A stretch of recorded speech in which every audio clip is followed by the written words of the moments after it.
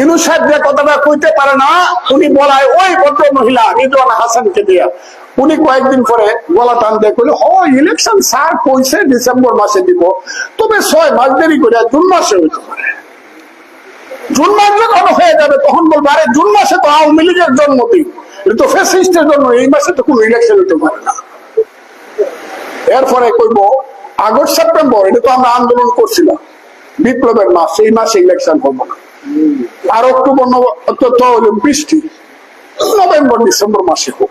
এইভাবে ইলেকশনটা টান টান করিয়া কূটকৌশল করিয়া পিছাইতেছে।